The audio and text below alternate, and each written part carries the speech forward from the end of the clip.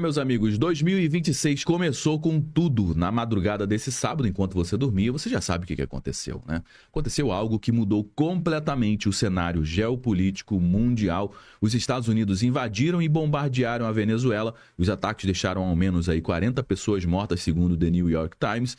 E os Estados Unidos capturaram e arrastaram Nicolás Maduro do Palácio Presidencial. E agora o ditador está nesse exato momento em Nova York, esperando julgamento por narcoterrorismo. E quando eu digo que isso muda completamente o cenário geopolítico, porque a Venezuela ela não é um paísinho qualquer. Ela está sentada em uma reserva de 303 bilhões de barris de petróleo no seu subsolo, as maiores reservas do mundo, mais do que a Arábia Saudita, mais do que o Irã, mais do que qualquer país do mundo. Porém, a Venezuela, ela produz muito pouco, ela produz apenas 1 milhão de barris por dia. Para você ter uma ideia, isso é menos do que um único campo de petróleo brasileiro, o campo de Búzios, que produz ali mais de 3 milhões de barris por dia. É tipo você ter uma mina de ouro gigantesca e só cavar com uma colherinha de chá. E agora, com o Maduro preso, vem a pergunta que vale trilhões de dólares. Quem é que vai governar a Venezuela, hein? Será que serão os Estados Unidos? Será que vai ser a oposição venezuelana? Será que vai ser a vice-presidente da Venezuela em exercício? A gente vai trazer todas essas informações, mas principalmente, quem é que vai controlar todo esse petróleo? Porque o Donald Trump deixou muito claro na sua coletiva de imprensa, ele disse que os Estados Unidos vão estar muito envolvidos na indústria petroleira da Venezuela. Traduzindo, eles querem sim controlar todo esse petróleo. E se isso acontecer, meu amigo, você pode ter certeza que vai mudar o jogo econômico mundial completamente. Porque hoje os Estados Unidos têm 45 bilhões de reservas. E se eles controlarem os 303 bilhões da Venezuela, vão ter mais petróleo do que a Arábia Saudita e Irã juntos, que são os maiores produtores de petróleo do mundo. Eles vão poder controlar a oferta, vão poder baixar ou subir os preços quando eles quiserem.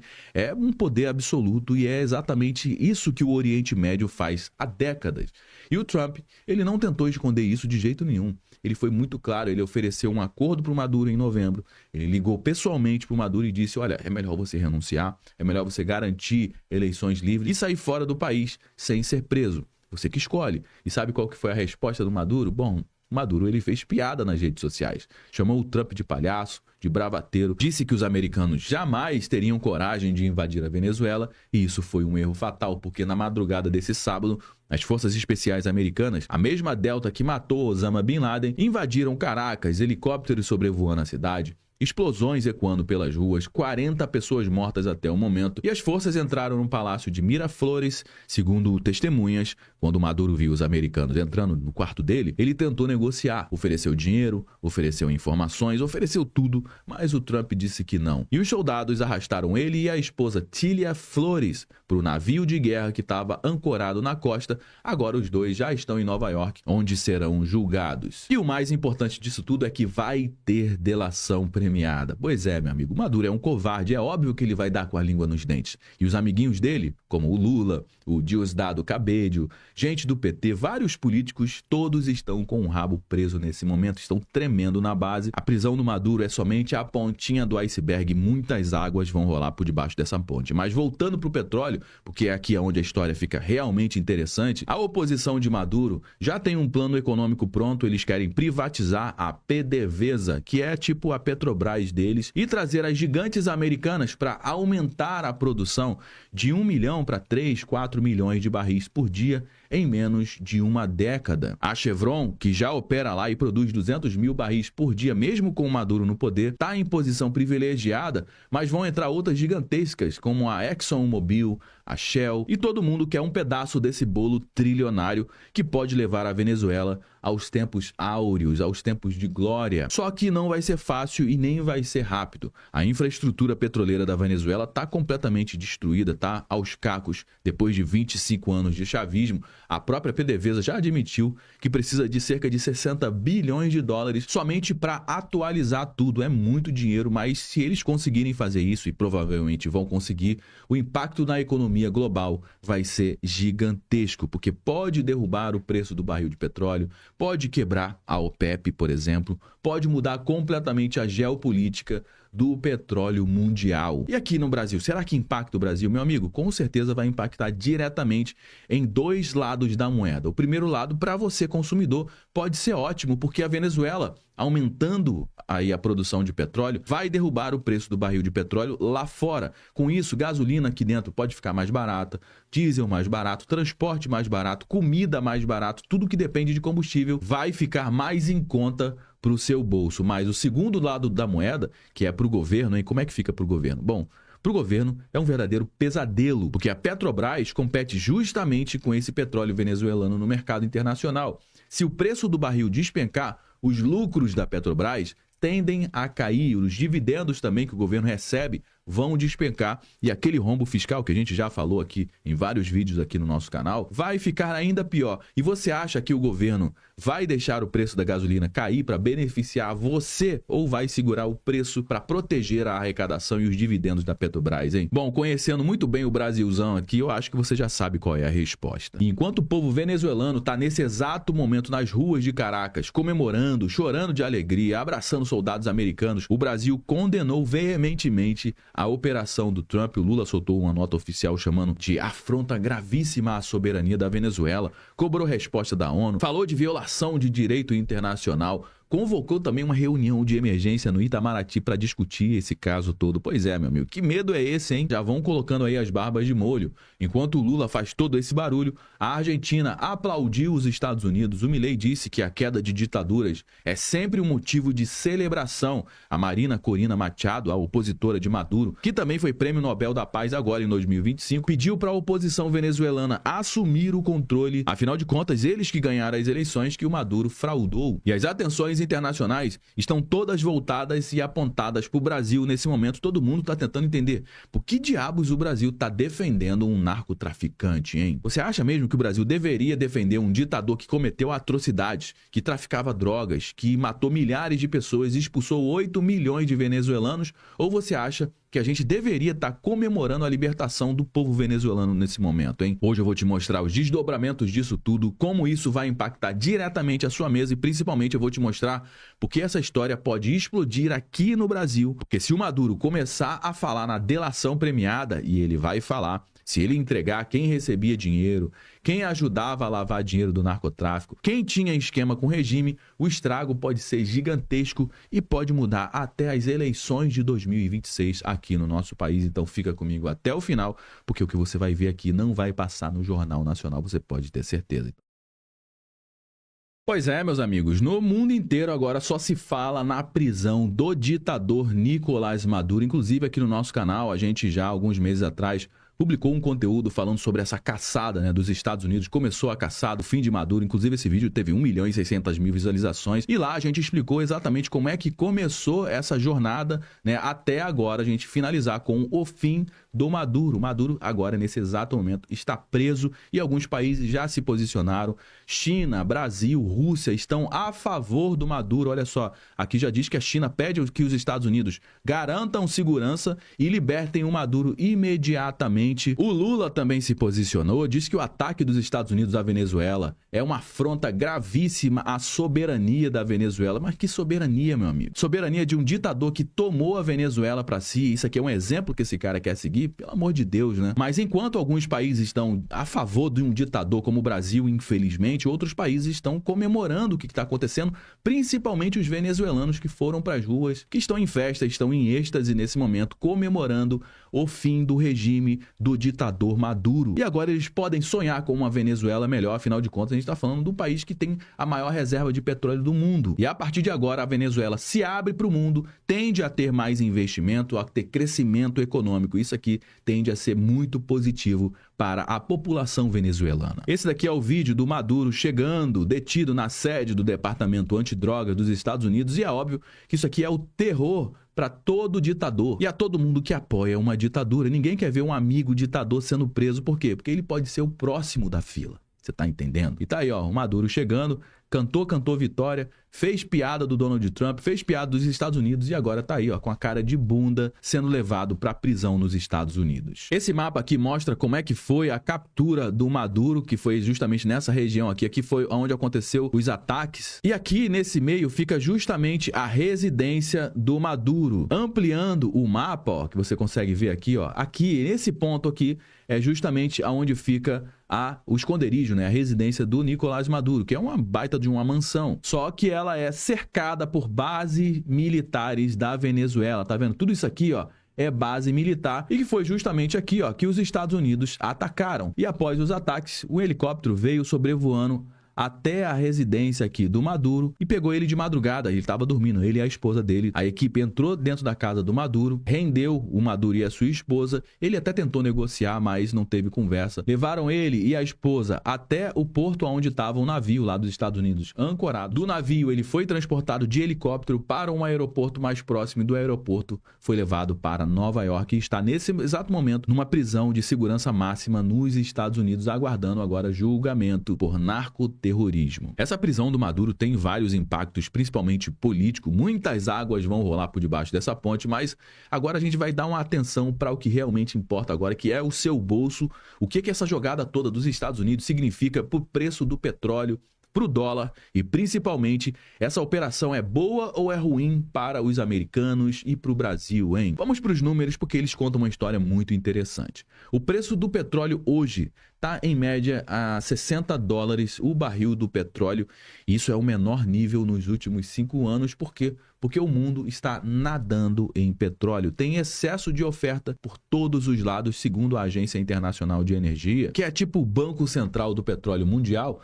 A oferta global de petróleo vai superar a demanda em 3.800.000 barris por dia em 2026. Ou seja, o mundo está produzindo 3.800.000 barris a mais do que se consome. Isso aqui é um recorde histórico. Nunca teve tanto petróleo sobrando no mundo. Então, a primeira pergunta é: com o mercado já afogado em petróleo, por que o Trump foi inventar de invadir a Venezuela para controlar ainda mais petróleo, hein? A resposta tem duas partes. A primeira parte: controle geopolítico. Quem tem o petróleo, uma reserva de 303 bilhões de barris nas mãos dos Estados Unidos, meu amigo, isso aqui tem um poder gigantesco, tem um poder para negociar, tem poder para pressionar outros países, tem poder para controlar os preços no futuro.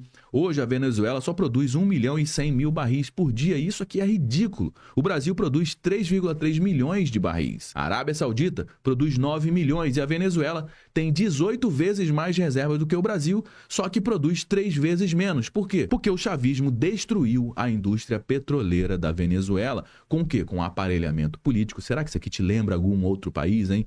Aparelhamento político, corrupção, falta de investimento, infraestrutura sucateada. Antes do chavismo, em 1999, a Venezuela produzia 3,5 milhões de barris por dia. Era um país extremamente rico e hoje produz apenas 1/3 disso. O Trump, ele quer as petroleiras americanas lá dentro, como a Chevron, a ExxonMobil, a Shell, para reconstruir essa indústria e aumentar a produção de petróleo. Ele disse com todas as palavras que vamos investir bilhões para ampliar a produção, e isso vai ser muito bom para o povo venezuelano, porque o petróleo venezuelano é extra pesado, é tipo um piche, né? E precisa de diluentes químicos para fluir, precisa de tecnologia sofisticada, precisa de muito dinheiro, de muito investimento. Isso aqui vai ser muito bom para a Venezuela. Segundo a própria PDVSA, eles precisam de algo em torno de 60 bilhões de dólares somente para atualizar a infraestrutura básica, ou seja, aumentar a produção venezuelana de 1 milhão de barris para 3 ou 4 milhões de barris por dia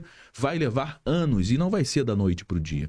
E o segundo ponto, que é tirar a China e a Rússia de lá de dentro da Venezuela, porque nos últimos anos, quem assumiu o controle do petróleo venezuelano foi a China. Pequim emprestou cerca de 50 bilhões de dólares para o regime de Maduro, garantidos com o quê? Justamente com o petróleo da Venezuela. A China estava comprando petróleo venezuelano com um desconto de 25% a 30% mais barato do que o mercado, porque era justamente o único comprador. E o Trump, obviamente, não quer a China controlando cerca de 17% das reservas mundiais de petróleo. E isso aqui é uma questão extremamente estratégica estratégica é sobre quem manda no jogo daqui a 20, a 30 anos. Na segunda-feira, quando todos os mercados abrirem, pode ter um susto inicial, o petróleo subindo aí 2, 3 dólares por conta de uma tensão geopolítica, mas depois isso tende a se acomodar, porque a oferta física, por enquanto, não mudou. As refinarias continuam operando, o petróleo continua fluindo. Os analistas estão sendo unânimes em dizer que, no médio prazo de 2 a 5 anos, se as petroleiras americanas conseguirem aumentar a produção na Venezuela, o preço do barril deve cair, porque com mais oferta de petróleo, o preço vai baixar. É a lei de economia básica da oferta e da demanda.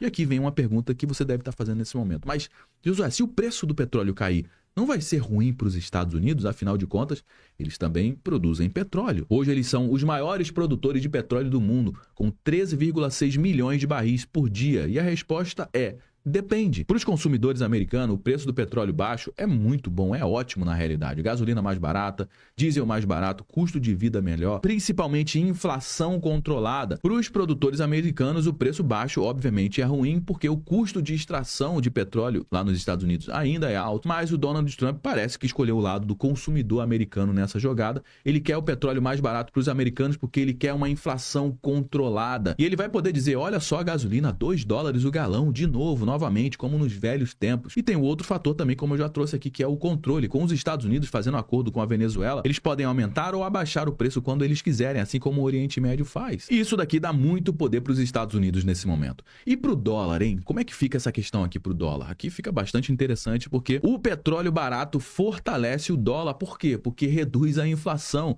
melhora a economia americana e atrai investimentos. Com o dólar forte, isso é muito bom para os Estados Unidos, porque eles importam mais do que exportam petróleo agora. Mas tem um porém: se o petróleo ficar muito barato, os países produtores como a Arábia Saudita, Emirados Árabes Unidos, Rússia, Brasil, esses países vão sofrer. Alguns deles podem até começar a vender petróleo em outras moedas, não em dólar, justamente para contornar esse movimento e tentar enfraquecer o dólar. Agora, no longo prazo, os Estados Unidos vão se tornar uma superpotência energética incontestável e que ninguém vai conseguir competir com eles, mas tudo isso tem um custo: relações tensas com a China, com a Rússia, críticas internacionais, risco de instabilidade na região, lá na Venezuela, e o Trump claramente achou que vale a pena correr o risco, seguir com essa estratégia, e pelo jeito ele não está nem um pouco preocupado com o que o resto do mundo pensa. E tem um índice bem interessante nos Estados Unidos, que é o índice da pizza. Você conhece esse índice? É o seguinte: pedidos perto do Pentágono, pedido de pizza perto do Pentágono,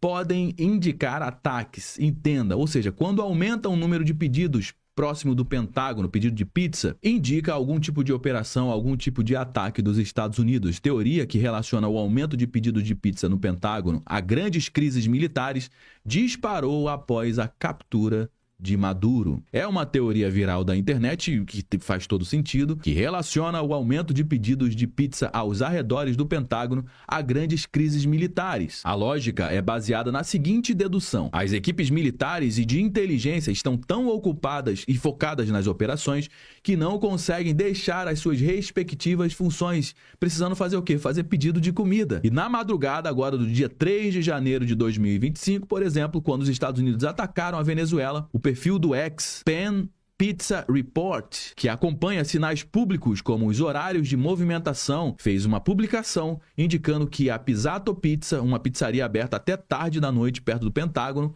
teve um aumento repentino no movimento por volta de 2 horas da manhã. E tá aqui o gráfico, ó, justamente logo de madrugada, que não tem muito movimento, teve um aumento absurdo aqui no número de pedidas de pizza. Isso aconteceu também em outros ataques, como por exemplo, detectou um aumento repentino em junho de 2025, momentos antes do ataque de Israel ao Irã, ou seja, a turma do Pentágono estava acompanhando de perto e estava ali fazendo seus pedidos de pizza. É interessante esse índice aqui. E pra gente concluir, a queda do Maduro não é o fim dessa história. Na realidade, é somente a pontinha do iceberg, é somente o começo da parte mais explosiva, porque o ditador preso, ele fala e fala muito, ainda mais quando a alternativa é prisão perpétua. É óbvio que ele vai dar com a língua nos dentes, ele não vai segurar a informação, ele vai negociar e vai entregar nomes, rotas, esquemas, bancos, operadores financeiros, intermediários políticos. Todo mundo sabe que o narcotráfico internacional ele não consegue funcionar sem lavagem de dinheiro, e lavagem de dinheiro não funciona sem apoio político e institucional fora da Venezuela. E é justamente aqui que o Brasil entra nesse radar, porque nos últimos 20 anos, o Brasil foi um dos principais aliados políticos, diplomáticos e financeiros do regime chavista. Contratos, empréstimos, obras, repasses, apoio em organismos internacionais, tudo isso deixa rastro, e rastro financeiro é exatamente o que os promotores americanos sabem seguir. Se essa delação avançar, ela não atinge apenas Caracas, ela atinge outros países, ela atinge Brasília e pode atingir partidos, lideranças, campanhas e principalmente a narrativa de 2026. A eleição brasileira passa a ser um fator externo com acompanhamento da mídia internacional pela primeira vez desde a redemocratização. É pressão internacional real. Enquanto os outros países tentam se reposicionar, o governo brasileiro dobra a aposta no discurso errado, defende soberania de ditadura, relativiza crimes, compra briga com quem controla o sistema financeiro global, e isso tem custo. Custo em investimento, custo em crédito, custo em reputação. E a pergunta que fica não é se isso vai respingar no Brasil, é quando e quem vai estar no centro do furacão quando isso acontecer. E é por isso que essa história não termina em Caracas, ela começa lá, mas ela pode explodir aqui também no nosso país. Bom, meus amigos, já trouxe algumas informações aqui no nosso bate-papo de hoje. Todo mundo já sabe que o nosso conteúdo não finaliza quando o vídeo acaba. Na verdade, eu só dei o start, eu só trouxe alguns elementos. Bora dar prosseguimento à nossa conversa aqui no campo dos comentários. Eu quero saber o que você acha disso tudo. Você sabe muito bem que a sua participação é extremamente importante para dar corpo aqui para nossa conversa. É extremamente importante também você compartilhar esse conteúdo com mais pessoas. Afinal de contas, tudo que eu trouxe aqui você não vai ver sendo divulgado amplamente na grande mídia. Você pode ter certeza disso. E se você gostou do nosso conteúdo, deixe o seu like, aproveite para se inscrever aqui no nosso canal também. Eu me chamo Josué Aragão, um grande abraço e a gente se vê agora, no nosso próximo conteúdo.